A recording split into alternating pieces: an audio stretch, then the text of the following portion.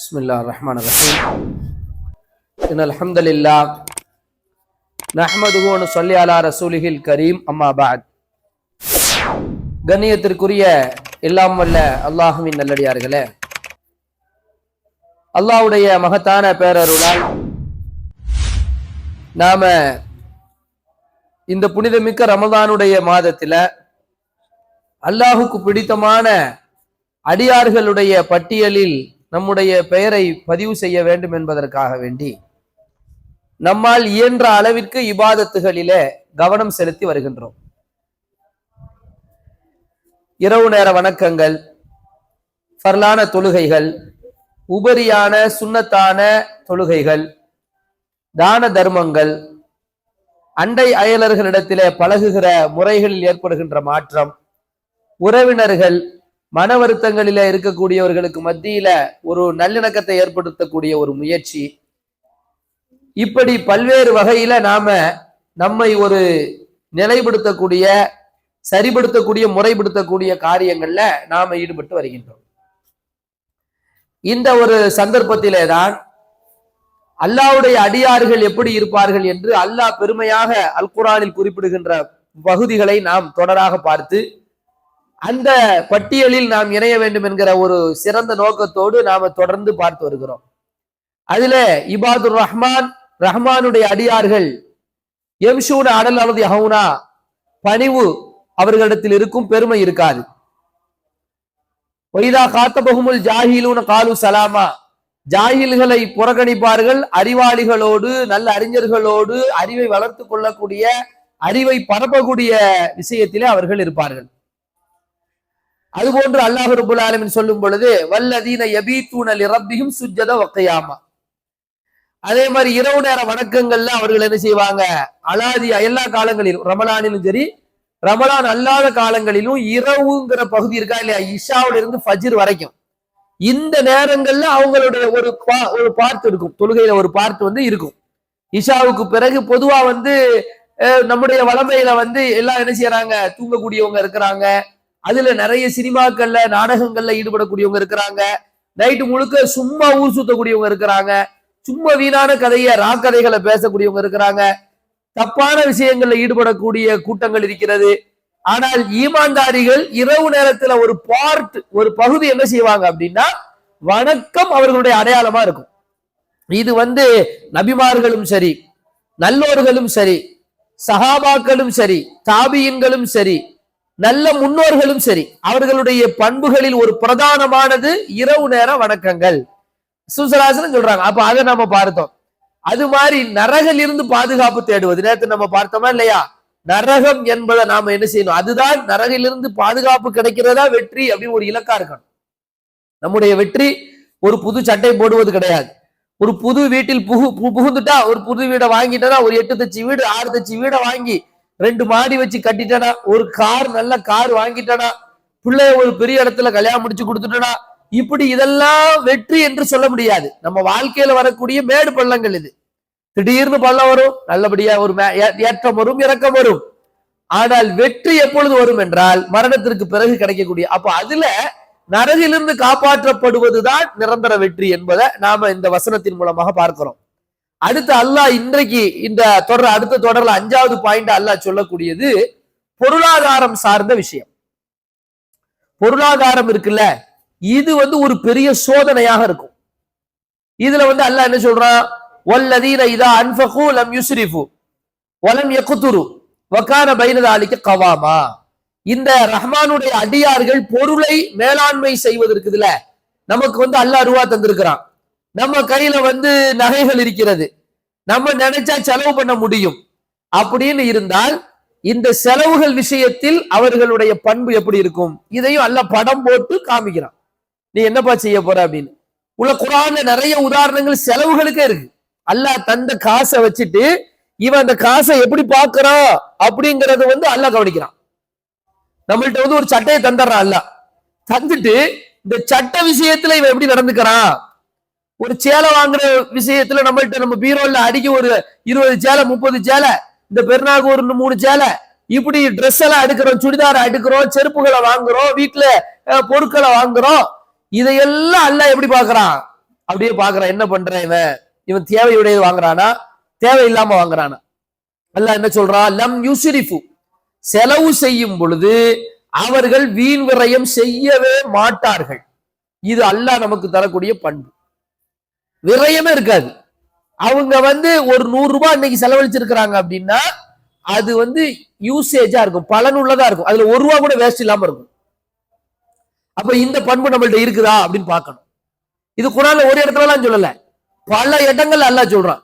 அல்லாஹ் ரப்பல் ஆலமீன் சொல்லக்கூடிய இடங்கள்லாம் எந்த அளவு கவனிக்கிறான். ஏன்னா மறுமையில அல்லாஹ்வுடைய தூதர் ஸல்லல்லாஹு அலைஹி வஸல்லம் சொல்றாங்க, நாளை மறுமை நாள்ல என்ன கேட்கப்படும், ஒரு 4 கேள்வி. லா தஸாலு கதம அபுதீன், 4 கேள்விக்கு பதில் சொல்லாத வரைக்கும் அந்த மனுஷனுடைய கால் என்ன செய்யாது, அசையாது. ஒன்று அவன் வாழ்க்கையை எப்படி கழித்தான், இது அல்லாஹ்ட்ட சொல்லணும் பதில்.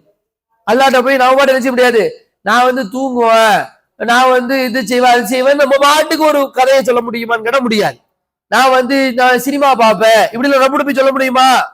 நம்ம நேரத்தை எப்படி கழிச்சேன், நான் டீ கடையிலே உட்காந்து கழிப்பேன் இப்படி சொல்ல முடியும். நான் பைக் ஓட்டிக்கிட்டே வாழ்க்கையை கழிச்சேன்னு சொல்ல முடியாது. வாழ்க்கை அல்லாஹ் நினைஞ்சிருக்கான், ஹலகத்துல் ஜின்ன வல் இன்ஸ இல்லா லியஅபுது, வணங்குவதற்காக அன்றி மனிதர்கள் ஜின்களை படைக்கவில்லை. அப்ப வாழ்க்கையை எப்படி கழிச்ச ரப்புட்டு சொல்லணும். ரப்பு கேட்பான். இப்ப வாத்தியார் நம்ம ஸ்கூல்ல அல்லது நம்ம வீட்டுல கேட்கிறோம், எவ்வளவுதான் என்ன பண்ணிட்டு இருந்தேன்னு கேட்கறோம்ல, யாரை பார்த்தாலும் கேட்கறோம்ல, பிள்ளைகளை பார்த்து கேட்கிறோம், கணவரை பார்த்து லேட்டா என்ன கேட்கிறோம், என்ன கேட்கறீங்க மனைவிமார்கள், விட்டுருவீங்களா நீங்க, எங்க எவ்வளவு நேரம் போனியா, டெய்லி உங்களுக்கு இதான் வேலையா அப்படின்னு கேட்கறீங்கல்ல. கேட்க உங்களுக்கு ரைட்ஸ் இருக்கு, ரைட்ஸ் இல்லாமலாம் கிடையாது, அப்படியே விடலாம் முடியாது. அது கணவர் போயிட்டு நைட் ஆயிடுச்சு நினைச்சு இசா வேலை முடிஞ்சிச்சா 7 மணி 8 மணிக்கு நேரத்தோடு வீட்டுக்கு வராராம் பார்க்கணும். இல்லைன்னா தேவையில்லாத வேலைகள்லாம் என்ன செஞ்சிடும், வீண் வரையும். அவர் நேரத்தை வீண் வரையும் பண்ணுவாரு.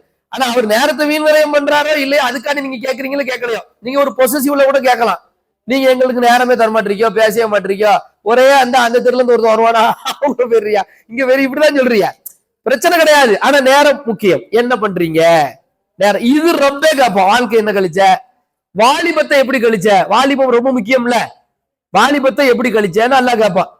நான் இன்ஸ்டாகிராம் பார்த்தே கழிச்சேன்னு அல்லாஹ்ட்ட சொல்ல முடியுமா? நான் ரீல்ஸ் பார்த்தே கழிச்சேன்னு அல்லாஹ்ட்ட சொல்ல முடியுமா? சினிமா பார்த்தே கழிச்சேன்னு அல்லாஹ். அப்ப அதையும் 2வது கேள்வி. 3வது கேள்வி என்னது அப்படின்னா, பெற்ற அறிவு கல்வியை நீ பெறுகிறாய் என்றால் அதை நீ எப்படி செலவு செய்யறாய், அறிவை என்ன எதில் பயன்படுத்தினாய். அறிவு ஒரு பக்கம் இருக்கும், செயல் ஒரு பக்கம் இருக்கும்னா அல்லாஹ்க்கு அது பிடிக்காது. அறிவுடன் செயல் இருக்கணும், செயலுடன் அறிவு கலந்து இருக்கணும், அமலும் இருக்கணும், இல்மும் இருக்கணும், இல்மும் இருக்கணும், அமலும் இருக்கணும். இந்த 2 மிக்சடா இருக்கணும்னு அல்லாஹ் விரும்புறான். இது அறிவின் தாக்கம் செயலில் தெரிய வேண்டும் என்று விரும்புகிறான். இதை ரப்பு கேட்பான். அடுத்து நீ எப்படி சம்பாதித்தாய், எப்படி செலவு செய்தாய், 2மே அல்லாஹ் கேட்பான். அல்லாஹ் என்ன கேட்பான், நீ எப்படி சம்பாதிச்ச, வீட்டுக்கு ரூபா வருதா, 1000 ரூபா வருதா, மாசம் 10,000 ரூபா வருதா, மாசம் 50,000 ரூபா வருதா, எப்படி வருதுன்னு பக்கத்து வீட்டுக்காரன் கேட்க மாட்டான், ஏத்த வீட்டுக்காரன் கேட்க மாட்டாங்க. ஆனா யார் கேட்பா, அல்லாஹ் கேட்பான், கண்டிப்பாக கேட்பான். அல்லாஹ் கேட்டால் கவர்மெண்ட்ல போய் நம்ம ஏதாவது ஒரு கணக்கு உனக்கு சொல்லி விட்டுறலாம், அதனால சொல்லி விட்டுறலாம். ரப்பிட்ட சொல்ல முடியுமா? ரப்பிட்ட சொல்லவே முடியாது. ரப்பு அவனுக்கு கிளீனா தெரிஞ்சு வச்சுட்டு கேட்பான். ரப்பு தெரியாம நீ சொல்லித்தான் தகவல் அவனுக்கு தெரியுமா? இல்ல, சொல்லாமே தெரியும். நீ 2 லட்சம் ரூபாய நீ இதுல செலவழிச்சிருக்கிற. ஒரு பைக் எடுக்கிறான், பைக் விலையா 2.25 லட்சம் ரூபாய். எதுக்காண்டி எடுத்த அந்த பைக்கும் கேளுங்க, நாட் யூஸ். உம்மா பைக்கு தோராட்டி நான் செத்து போயிருவேன் அப்படி சொல்றான். இன்னைக்கு நம்ம ஊர்ல நிறைய கதை, இந்த கதை ஓடிக்கிட்டு இருக்கு. அப்ப இதெல்லாம் செத்து போயிட வேண்டியதான், வேற என்ன? அந்த பைக்கை வாங்கி போய் இடிச்சு மண்டை சாதி சாவறதுக்கு என்ன, 2மே சாவு தானே, 2மே. நான் இதுக்காண்டி சொல்லலைங்க, நான் யதார்த்தத்தை சொல்றேன். ஒரு அவன் மட்டும் சாவு வாங்குறான், தற்கொலை பண்ணிக்கிறாங்கிறான், இன்னொருத்தனையும் இடிச்சு கொள்ளுவாங்கிறான். இது 2ம் கொலைதான். அப்போ பைக் வாங்குகிறோம் என்று சொன்னால் அதுல வீண் விரயத்தை அல்லாஹ் கேட்பான். கார் வாங்குறோம்னா அதுல யூசேஜ் இருந்தா ஓகே, ஒரு கார் ஓகே தான், பிரச்சனை கிடையாது. வாங்கக்கூடிய சக்தி இருந்தா இவன் என்ன செய்யறான், ஆசை ஊட்டுறான், ஆசை வார்த்தைகள். நீங்க போய் ஏதாவது ஒரு அப்ளிகேஷன்ல போய் இந்த நெட்ல வியாபார தலங்கள்லாம் இருக்கு பத்தீங்களா, இந்த அப்ளிகேஷன்ல போய் எதுலயா ஒண்ணு நிறுவனங்கள்ல போயிட்டீங்கன்னா அவன் என்ன சில மெசேஜ் போடுறான், உங்களுக்கு இதுல இவ்வளவு ஆஃபர் இருக்குது, 90% ஆஃபருங்கிறான். 2%, 3%, 5% கிடையாது, 90% ஆஃபர். 5,000 ரூபாய் வாட்சே 200 ரூபாய்க்கு தராங்கிறான். என்னத்தையாவது சொல்லி அப்படின்னா நம்மளோட ஆசையை ஊட்டுறான். நமக்கு தேவை இருக்கோ இல்லையோ அதை பார்த்து ஆசை வந்துருச்சு, இது இருந்தா நல்லா இருக்குமே, அது இருந்தா நல்லா இருக்குமே. இத ரப்பு கேட்பான். இத நீ என்ன செய்யற, இது சரியா அப்படின்னு கேட்பான். இதை செலவு செஞ்சியன்னு. அப்புறம் இது லோன்ல போய் விடுறது. சும்மா பைக்காரப்பெல்லாம் என்ன செய்யறான், மேக்சிமம் நீ 0% வட்டி அப்படின்னு சொல்லி ஒரு இஎம்ஐ போடுறான். இஎம்ஐ போட்டோன்னு சரி மாசம் 2000 ரூபாய் தானே கொடுத்துக்கலாம், மாசம் 1500 ரூபாய் தானே கொடுத்துக்கலாம். தேவை இருக்குதா இல்லையா, அவசியம் இருக்குதா இல்லையா, இதுல வட்டி கலக்குதா இல்லையா, இது ஹராமா ஹலாலா இல்லையா, நம் வருமானத்தோடு எது சேருகிறது, இது எதையுமே பார்க்காம ஒருத்தன் போய் செலவு செய்யறான்னு சொன்னா இது ரப்புக்கு பிடிக்கவே பிடிக்காது. எந்த அளவுக்கு பிடிக்காது அப்படின்னு சொன்னா அதாங்க ஆச்சரியமான ஒரு விஷயம். எந்த அளவுக்கு அல்லாஹ்க்கு பிடிக்காதுன்னா அல்லாஹ் சொல்றான், வலா துஸ்ரிஃபு, நீ வீண் விரயம் செய்யாதே, இன்னஹு லா யுஹிப்புல் முஸ்ரிஃபீன், அல்லாஹ் முஸ்ரிஃபீன்களை நேசிக்கவே மாட்டான். எவ்வளவு பெரிய வார்த்தை வரும். தொழுகிறோம், எதுக்கு தொழுகிறோம், அல்லாஹ் நேசிக்க தானே. ஜக்காத் எதுக்கு கொடுக்க நினைக்கிறோம், அல்லாஹ் நேசிக்க தானே. நோன்பு எதுக்கு பிடிச்சிருக்கிறோம், அல்லாஹ் நேசிக்க தானே. இரவு நேர வணக்கங்கள் அல்லாஹ் நேசிக்க தானே. குர்ஆன் ஓதுறது நின்னு கேட்கிறோம், அல்லாஹ் நேசிக்க தானே. நம்முடைய செயல்பாடுகள் எல்லாமே அல்லாஹ் நேசிக்க, ஒரு செயலால் அல்லாஹ்வுடைய நேசம் கிடைக்காம போயிடும். அது என்னதுன்னா, ரூபாயை எப்படி மேலாண்மை செய்கிறோம், பணத்தை எப்படி விரயம் செய்கின்றோமா அல்லது சரியாக பயன்படுத்துகின்றோமா என்று அல்லாஹ் சொல்றா முடியாதுங்கிறான். நேசம் கிடைக்காது. இன்னொரு இடத்துல அல்லாஹ் சொல்றான், யா பனி ஆதம் குது ஜீனத்துக்கும் இந்த குள்ளி மஸ்ஜித், நீ பள்ளிவாசலுக்கு வந்தா அழகான ட்ரெஸ் போட்டு வா.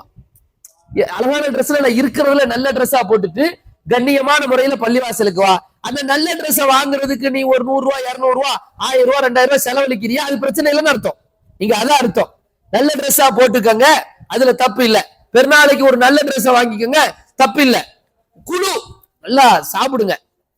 சாப்பிடணும்னு ஆசைப்பட்டீங்கன்னா நினைச்சீங்க, நல்லபடியா சாப்பிடுங்க. ஒரு மந்தி சாப்பிடுங்க, ஒரு பிரியாணி சாப்பிடுங்க, ஒரு தக்கடி செஞ்சு சாப்பிடுங்க, அல்லது வேற ஏதாவது நல்ல ஐட்டமா பார்த்து என்ன செய்யுங்க, புது புது டிஷ்ஷா நோம்புல இறக்கி விட்டுங்க, வச்சு சாப்பிடுங்க, பிரச்சனை கிடையாது. ஒஷரபு, பருகுங்கள். நல்ல ஜூஸா பார்த்து என்ன செய்யுங்க, ஃபலூடா குடிக்கிறீங்களா குடிச்சுக்கிடுங்க, சர்பத்து தான் குடிக்கிறீங்களா குடிச்சுக்கிடுங்க, ஒரு நன்னாரி அல்லது எதையா ஒரு கிருணி ஜூஸ் எதையோ உங்களுக்கு பிடிக்குமோ நல்லபடியா குடிங்க, அதுல பிரச்சனையே கிடையாது. பிரச்சனை இருக்குதா, கிடையாது. ஓலா துஸ்ரிஃபு, வீண் விரயம் செய்யக்கூடாது. 10 ஜூஸ் குடிக்கிற இடத்துல 10 பழச்சாறு குடிக்கிற இடத்துல 20 நீ போட்ட மாட்டிக்க வரப்பட்ட. 2 சட்டை பயன்படுற இடத்துல 3 சட்டை வாங்கணும் அல்லது மாட்டிக்க வேண்டி.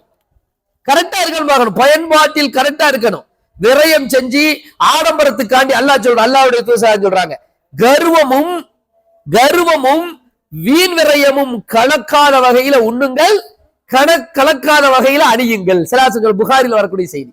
நம்மளுடைய உணவுல எது இருக்க கூடாது. பத்தியா என்ன தெரியுமா, எங்க வீட்டுல வெள்ளாட்டு கறி போட்டு சாப்பிட்டு இருக்கேன் தெரியுமா, நான் இந்த கறி போட்டு சாப்பிட்டேன் தெரியுமா, இதுல இதை வச்சு செஞ்சு சாப்பிட்டேன் தெரியுமா, ஆர்டர் அந்த ஹோட்டல்ல கொடுத்து சாப்பிட்டேன் தெரியுமா, இதுக்கெல்லாம் சாப்பிடக்கூடாது. எதுக்கு சாப்பிடணும், வயிற்றுக்கு சாப்பிடும். ஒரு ஹோட்டல்ல சாப்பிடும், இந்த ஹோட்டல்ல எனக்கு நல்லா இருக்கும் சாப்பிடுங்க, என்ன ஹோட்டலோட சாப்பிடும், வசதி இருந்தா எங்க வேணாலும் சாப்பிட்டுக்கிடுங்க.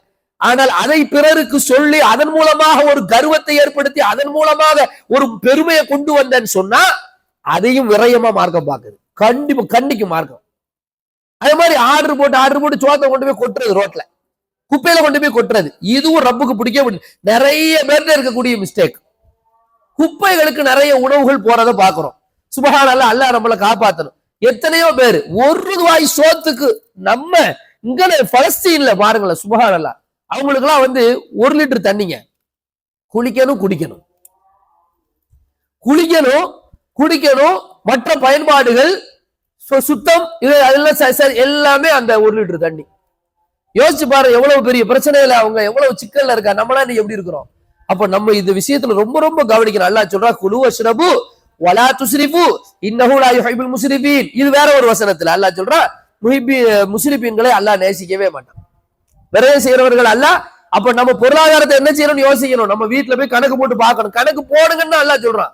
நீ கணக்கு போட்டு செலவழி, கணக்கு இல்லாம எதுக்கு செலவு பண்ற, என்ன இந்த மாசம் ஆயிருக்குது, இந்த மாசம் 1100 ரூபாய் போயிருக்குதுன்னா 1100 ரூபாய் எதுல போயிருக்குது, நீ கேட்கறியோ கேட்கலையோ, ரொம்ப அந்த 1100 ரூபாய் பத்தி கேட்பான், 10100 ரூபாய் பத்தி கேட்பான், அந்த 20000 ரூபாய் பத்தி கேட்பான்.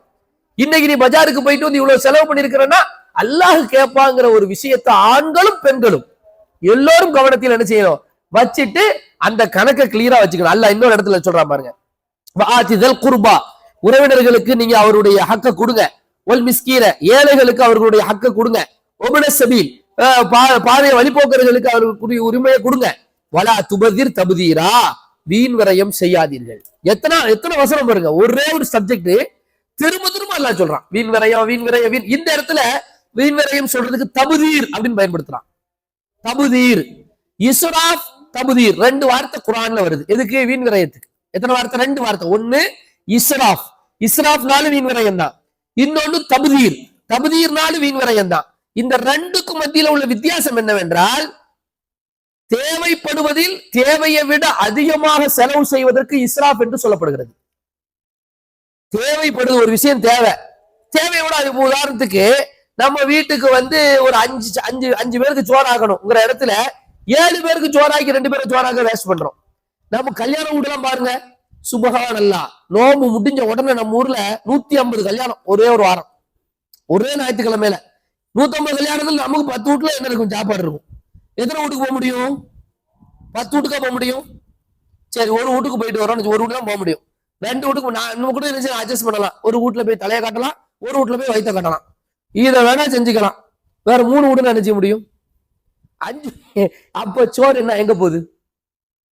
உங்களுக்கு விளங்குதா? அப்ப இதெல்லாம் ரொம்ப என்ன செய்வான்? கவனிச்சுக்கிட்டே தான் இருப்போம்.